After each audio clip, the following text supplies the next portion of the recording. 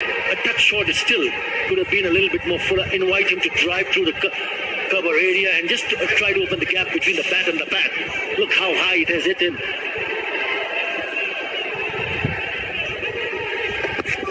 In the air, it's going to be out. It's going to be taken as simple as you like. The extra bounce from Ngidi, it's caught the shoulder of the bat and it's looped to point, and that's an early strike for South Africa. There's plenty of assistance. We saw the last one wrap the gloves. This one bounces steeply as well. And the nature of this opening partnership, Tommy Iqbal is the guy who will get forward. He'll plant his front foot, look to be getting onto that front foot. And that's why that length from Ngidi is good. It bounces steeply, takes the shoulder of the bat, and you can't get an easier catch for Keshav Maharaj at backward point. Just a few steps in, waltzes in, takes it comfortably. And South Africa, they need to bounce back in this match, and they've started off well with Lungi Ngidi striking, getting there first. 7 for 1. Tommy Iqbal goes for just the 1 run.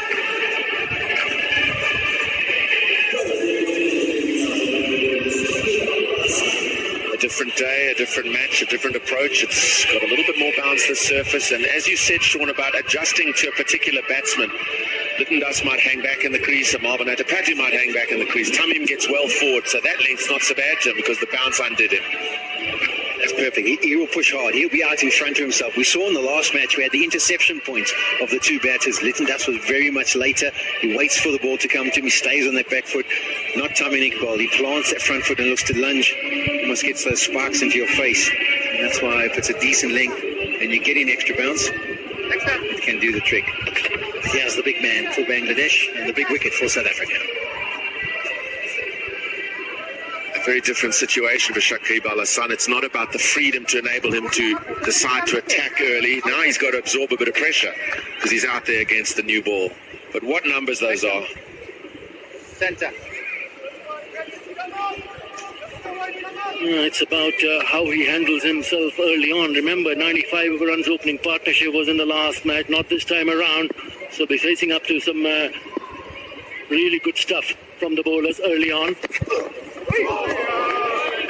That will be the key, how to bat in that first half an hour or so. You got to pick up the right ones to leave and pick up the right ones to play. Yes, there is extra bounce, and you got to make sure that you go right behind it. Have a look at that first delivery that he plays. He knows it's coming back, but that just leaves it straight to the keeper. More importantly, did you see the little shuffle? You got the little shuffle on for the first delivery down the wicket. I'll ask you, so what will his game plan in these situations? Does he go a little bit more reserved and more watchful, or does he continue to be positive? I think once he plays a few deliveries, then he'll get the hang of it, what needs to be done. He's an aggressive player. He's got a very aggressive mindset. Have a look at that bounce. Comes back in, and he's in no man's land. He doesn't know what's going on. He just looks up and it's spooned up straight into the hands of Keshav Maharaj. Lovely delivery. Extra bite in that delivery, extra bounce, that's the trick.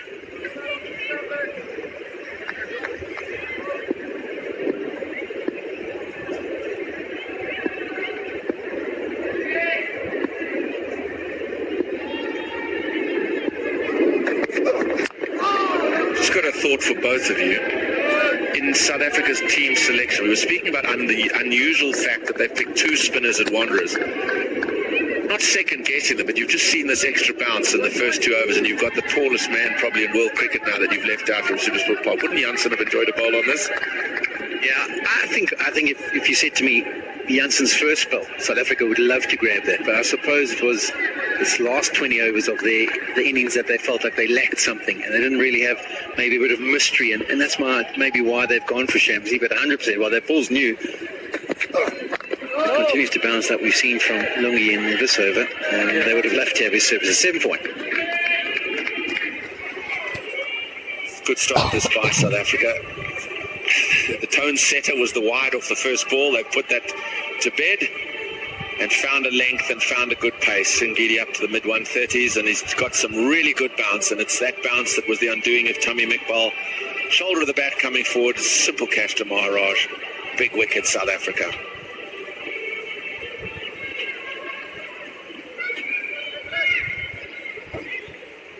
Very different. The 95-run first wicket partnership of Friday has now been forgotten because already it's been broken here. Here's Rabada. Squirts off the outside half down towards third man. Is that your length, Sean?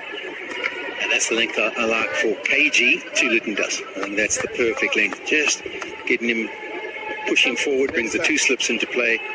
And if you could get that ball to misbehave or shape a little bit more, the slips are in business. If there was a chink in the Shakib armour on Friday night in that magnificent innings, it was when they went head high, throat high. Do you think we'll see a bit of that early? I think it definitely would be part of the plans. I think that in many ways they would like the opportunity to put two men back, because he's not one of those guys just going to sway out of the way. He'll look to take it on. I'm sure they'll get one in early.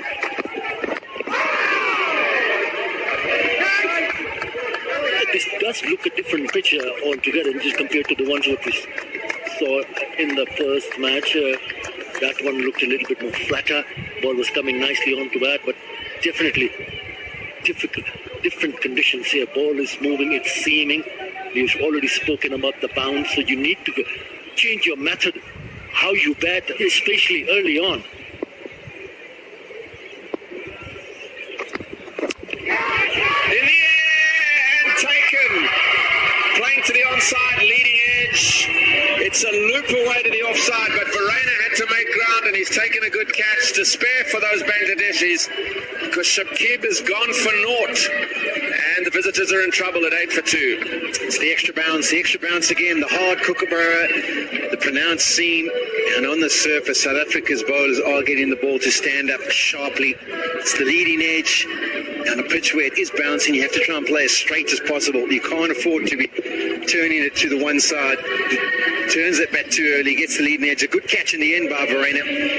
He was getting in as close as he possibly could to cut off singles, popped over his head, he adjusted, he had the sun to deal with, and that's a massive blow for South Africa. The hero for Bangladesh from the last game goes without scoring, 8 for 2.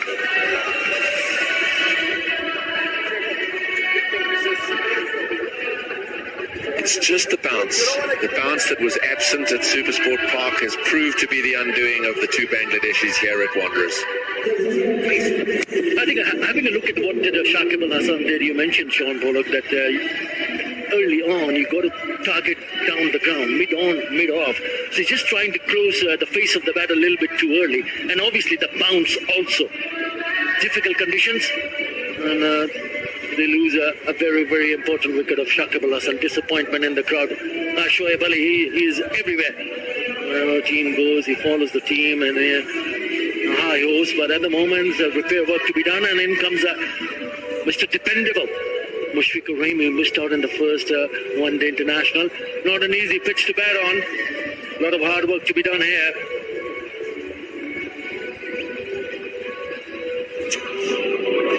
Here's the numbers for Mushfiqur Rahim. Very good record, approaching 7,000 runs. 232nd match. I mean, they've got so much experience in this top six in the Bangladesh batting lineup, and they're going to need all that experience this morning, because they've got a very different situation, very different conditions from Supersport Park the other evening. An extra slip has been posted in the corner, and they've got a 7-2 offside field as Rabada goes to Mushfiqur.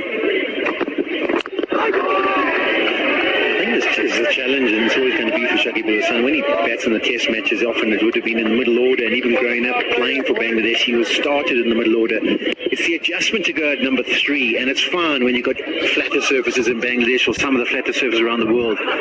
But technique-wise, you'll always be challenged on, say, a quick wicket in England, South Africa, or Australia.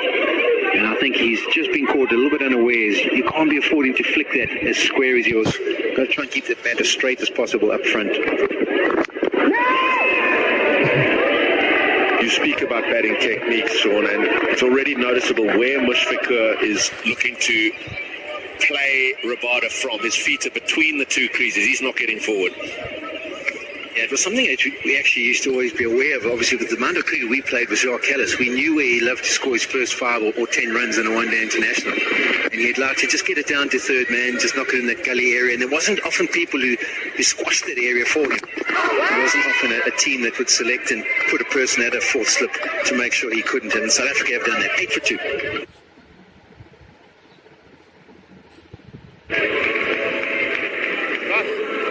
superstart by the home side, having to win, not only to keep the series alive, but the desperate lack of points South Africa have in the ICC Cricket World Cup Super League standings. Bangladesh should top that log. South Africa way down in 10th position.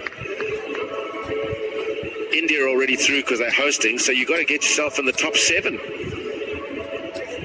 South Africa are way off that.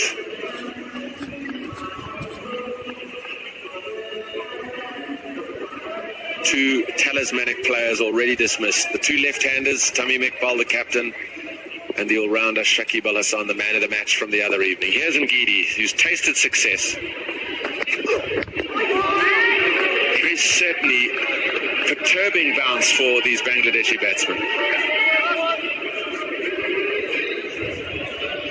The average bounce in the first 5 overs in the first ODI, these are the comparisons.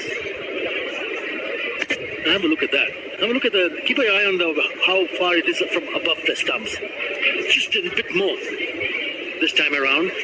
And that's the reason why bowlers have decided to just pitch it in that good length area to ensure that if they get a steep bounce and then they're in business. They've already picked up 2 wickets. Good leave. I think we're going to see more of that as they try and rebuild this partnership. I think if you look closely over how these two bat, Likin Kumar Das and Mushfiqur Rahim, they don't really come and try to reach for the ball. They're waiting in the crease. But if you look at what did Shakib Al Hassan and Tamim Iqbal did, they come and reach out and try to go and try to play off the front foot, which is at times difficult, especially in these conditions.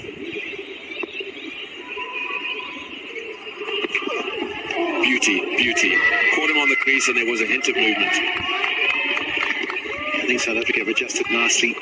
Got the initial bonus of picking up those early wickets, but really comfortable about the job at hand now. They realise there's assistance. You saw in the last game a lot of seam positions from Lungi Ngidi trying to get the ball to the back of the right-handers, but have a look at that one. He's trying to shape that away. He wants to bring those slips. He wants to get the away movement.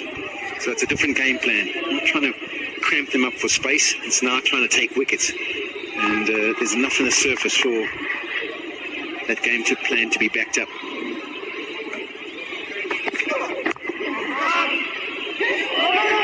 Good hand. Importantly, the left-hand side of the backward point fielder, Maharaj. And that's good too, because whilst they're obviously mindful they're 2 down, they want to keep that board ticking, and sharpness on the single, preventing it. It's good cricket for South Africa. It was good, particularly to a right-hand batsman when you're right-arm seamer, to have a left-hander at backward point for that exact reason. Strong arm goes out. Often a lot of balls go behind square, get squirted in that area. And that was a good stop. Keep the pressure on the batters.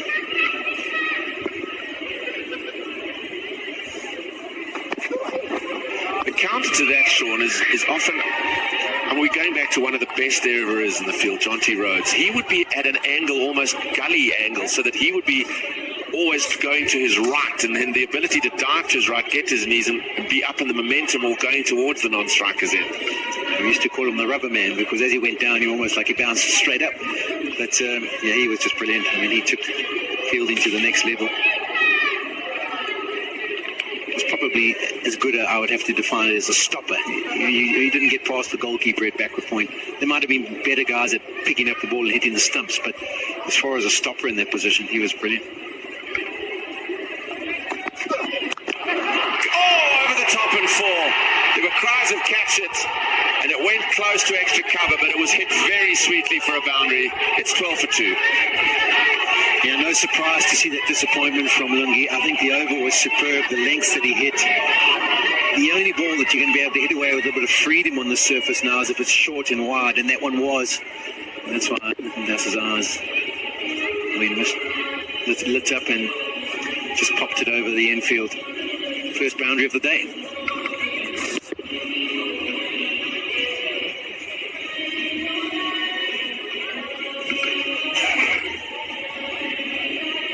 Curse that bedeviled South Africa in the first ODI. Sean, the last ball of the over boundary lives on.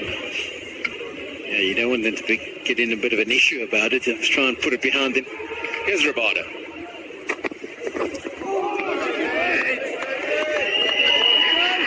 look at how he played that delivery. It was close onto the stumps, but he realized that it's bouncing, so he just lets it go over the top of these stumps. So this is good technique from Mushfiqur Rahim. Have a look at that. That's not by much, but still decides to leave it. And even you see it going straight to the keeper without touching the stumps, that's a good leave. In the air, Brown past backward point. There's the dive. That's a very good piece of fielding. They're back for 2. Yeah, that's brilliant from Lungi. Maybe a little bit hot under the collar, having bowled some overs, but still the energy to get around and not only to make the initial save, but have the presence of mind to make the adjusted save as well. Short and wide, that one. You want to be tighter on the stumps. Default, as Sean said earlier, is to go back of a length, but on this surface with that extra bounce, you want to be fuller. They're just inspecting. There's the save. And they put that to bed quickly.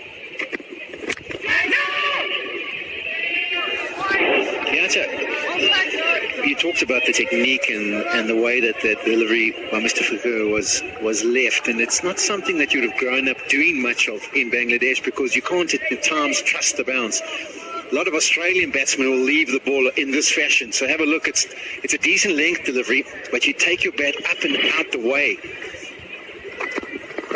And that's something that you only really learn on bouncy surfaces, whereas on the flatter ones, you often see the guys just pull it like a curtain out the way and let the ball go through. So that's what you do learn as you go around the world, just to trust different techniques, and you can trust the bounce at the Wanderers. It's a foolish length. That's probably hitting the top of off in Bangladesh. You're looking to play at that, but you take the bat way out of the way, often like someone like Matthew Hayden used to do.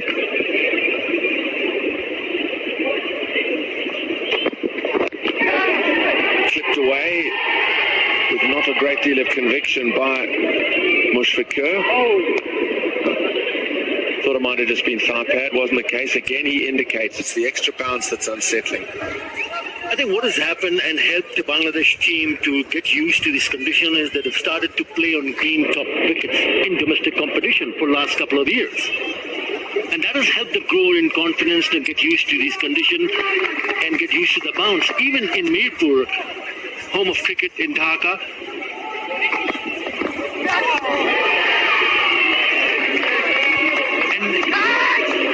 end of the over, 15 for 2. And in that last series against Afghanistan, where we played 3 ODIs and a couple of T20 international, we played on green tops.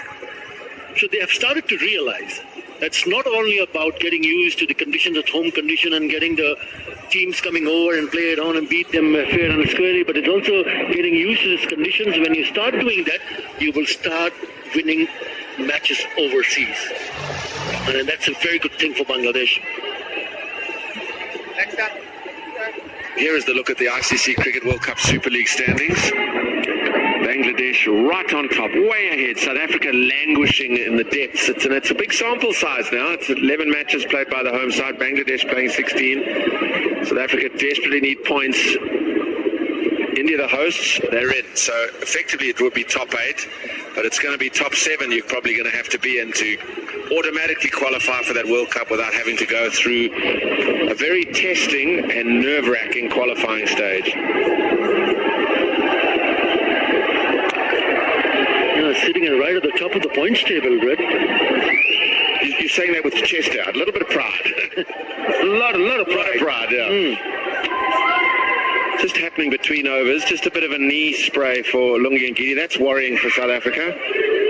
Their big fast bowler, who is bedeviled by injury. He's always seemingly troubled with a couple of games off at regular intervals. Here he goes. And Sean, we were questioning his speeds being down. That may be the explanation. He's still got a knee problem. Yeah, it could have been through the dive, though, where he went to save that one on the boundary. There's a good chance. I mean, he's left a bit of a divot there as I look down onto the ground, so the contact might have been a bit painful. Sometimes it's almost just like when you get a poke in the eye, your eye waters. It's the same thing with the knee. If you land on it in a bad way or fashion, it looks like it just hits, and that might just cause a bit of an issue. Fair comment. turning it again, looking to go square, leading edge. This time it falls safely. Yeah, we saw earlier on Shakib Al Hassan getting dismissed in that similar kind of fashion, trying to close the face of the bat. So I think they need to have a bit of a chat in between. I see now both players getting in the middle. Just again, it's the bounce. Have a look at that. Just the bottom of the handle. But instead of trying to close the face of the bat, much better way to cope up with these kind of deliveries if you present the full face of the bat. Yes, it is high, but that will not allow the ball to go towards the fielder. But once you're trying to just close the face of the bat, you never know. Why take that chance? Super delivery. Super delivery. Bit of movement and the bounce of which we speak. Yeah, it's fantastic. Maybe it could be a touch fuller. I know I'm searching for perfection here, but you're thinking if you're going to pick up wickets, it's great length, but it's just too short. You can see movement will just make it beat the outside edge rather than find that edge. And it's only a foot, maybe a foot to a meter, and it'll make a big difference. We often harp on it up here in the commentary box. We often harp. We always do, searching for that perfection. It's also where Mushfiqur's batting. He's really between the creases. Oh, over the top. I think there was a hand there. Again, the stroke played this time on the shortest of length. And they're coming back for a third. That could have easily been another wicket here. And he reached out. It was so wide. That's what the pressure can do to you. Have a look at this delivery. Look how wide that is. Should have been left alone. He's reaching out. He's lucky, very lucky to survive. Yeah, there's two options there. Either you've got to go at it really hard, give it a proper smack, or else you've got to leave it alone. Not the tallest man, Carl Verena, but he tried his best. It's almost as if he knew exactly what Atta was saying, that it was too wide, and he was pulling out of the shot. He didn't go at it hard, and he was thinking of it, and at the last minute goes, oh, I shouldn't be playing at it, and it almost hit the bat rather than the bat hitting the ball. I think he was caught in two minds. Very much so. Pulled away beautifully, waiting on the back foot. That'll be 4 through mid-wicket. Again a bit short from Ngidi, and that's a confidence-building boundary from Littendas. Yeah, that's a fantastic shot. It's so important that you play it, because as a South African bowlers, they know there's extra bounce and they can just run in and bang back over length, but they know there's someone that'll take them on if it's dragged too short. It just gives them something to think about. So as far as the counter punch goes, this is a fantastic option and perfectly executed. Situation may be good for South Africa, 2 down, but I'm pretty sure Temba Bavuma will be sitting there going, guys, let's just see if they can drive. Try and drive on this pitch, because that's where the bounce and the movement will find the edge. Turned away through the onside. Ground to be made by Rabada. The slide is out. It's just the one. Big over that for Bangladesh. 8 from it, 7 done, 23 for 2. Just a little bit hobbling with that knee. Maybe he is being troubled. Got his paces up to around about 137 in that over, so it doesn't seem as if he was troubled. That's a good piece of fielding from the athletic Rabada. They've in early trouble winning the toss, batting first Bangladesh. It's the extra bounce that they didn't experience up at Supersport Park. Wanderers has certainly been something that more of the South African quicks would have liked. It's 23 for 2 after 7. So a good beginning on this pink day for South Africa, and it's time for a change up here. Moving in Ashwell Prince, Vernon Philander, and good morning to Pommy Mbakwa.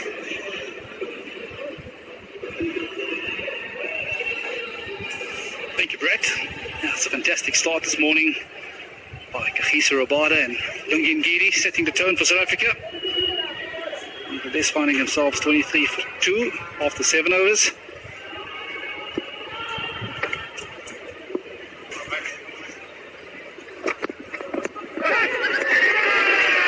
Looks like another wicket. Yeah, it's definitely the glove. This is a superb start for South Africa this morning. KG Rabada. So the intent from ball 1.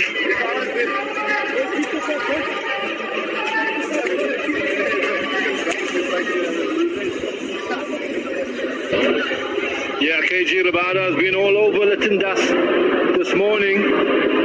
This time a little bit closer to the body. He tries to evade it, but he doesn't drop the hands. It just brushes the gloves on the way through, and a comfortable catch. Rabada gets his second wicket, and Bangladesh now 23 for 3. And in trouble, big trouble. It's Littendus gone for 15. 23 for 3 now.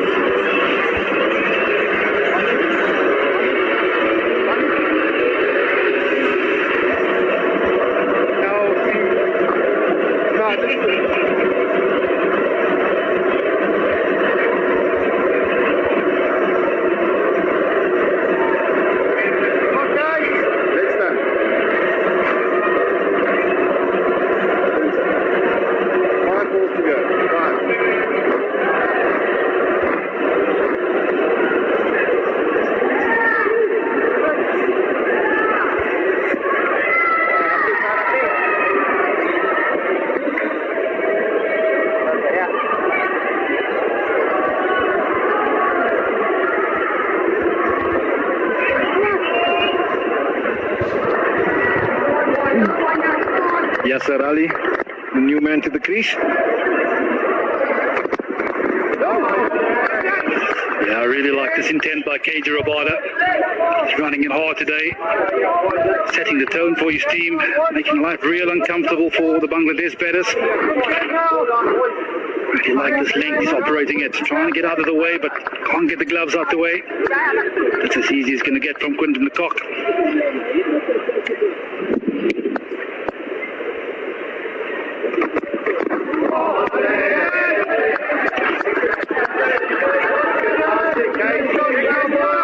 It's going to be a different type of challenge for Yasser Ali today.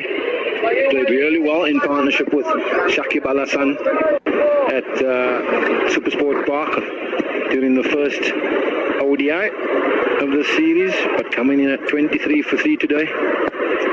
It's going to present a different challenge.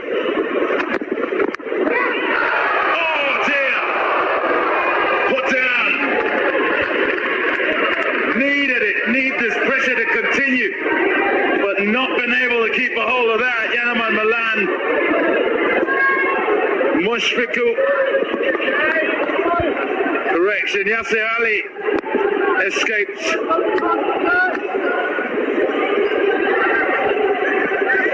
He's in on that area again, KG Rabada, slightly fuller, not quite there, gone for the big drive. Wow. I feel that should have been taken by Yanaman Milan at first slip. Oh, almost waited for Temba to go for it.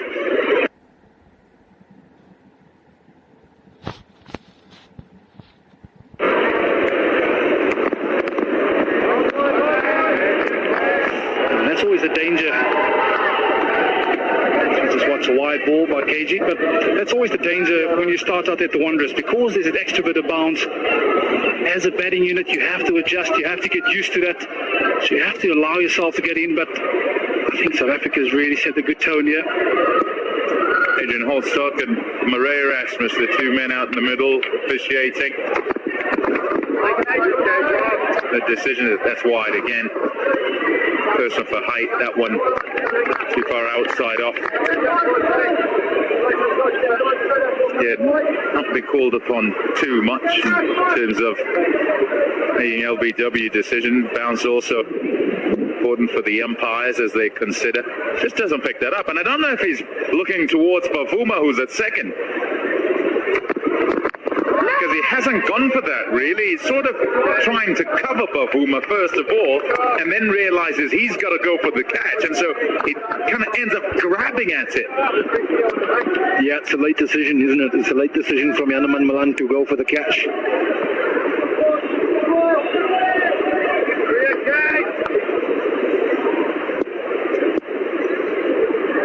I felt coach where you play. You're also important in getting accustomed to conditions and what happens in the field too. It's 27 for 3.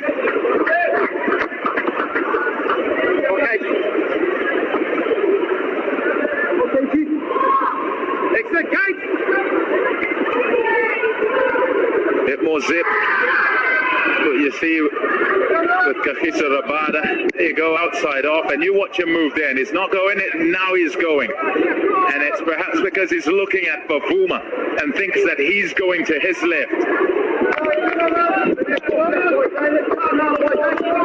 Yeah, there's definitely a little simmy from Bavuma. Yeah, you feel that should have been taken. It's a comfortable height as well.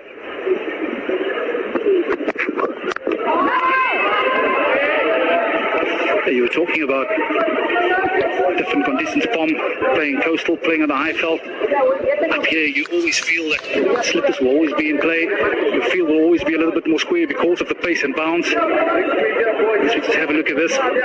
This is the average bounce in the first 8 overs. Up here, the Wanderers, you'll always find that it's a little everywhere else in the country. So as a batting unit, you'll be really careful in how you adjust your stroke making. I've seen a couple of those wickets. Slightly angled bat, got themselves into trouble with the extra bounce today. Yeah, I think you want to keep your bat as straight as possible for as long as possible when you're playing on the high veld. So the leading edge from Shakib Al Hassan. This time we turn one to the leg side. But the South African bowlers, a lot of credit's got to go to them. They pulled up a hit of steam here this morning, Ngidi and Rabada in particular.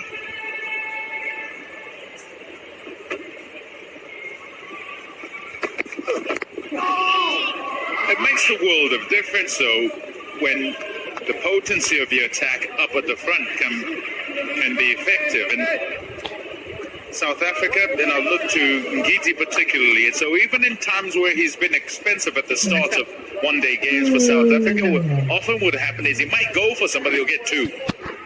And because he does that, you set your opposition back. They can't set their stall out and then look to try and damage you at the back end. They're trying to kind of resurrect an innings pretty much all the way through. And it also, what it does is it accounts for an issue that South Africa for years and years have had, which is the back end, where it's pretty difficult to contain sides, and it's not often you'd have a South African side win the last 10 overs when a side has wickets in hand. Go back to side has wickets in hand. Go back to Bird was playing. I'm not sure if I'd go so far as to when you're playing, Ash, but so often the chit-chat would be, oh, what's going to happen with these last 10 overs? And in the games where South Africa was successful, and they were for a long time, what would happen is they'd blow sides away and the 10 at the back wouldn't be needed. And sometimes you think, well, the good thing that's going on, which is wickets up at the front, means there's never any opportunity to get an experience of bowling at the back end. So should the time come where a side does keep it together and does make a platform and then try and play at the back, didn't matter who was bowling, they weren't accustomed to it, and they'd go to all parts.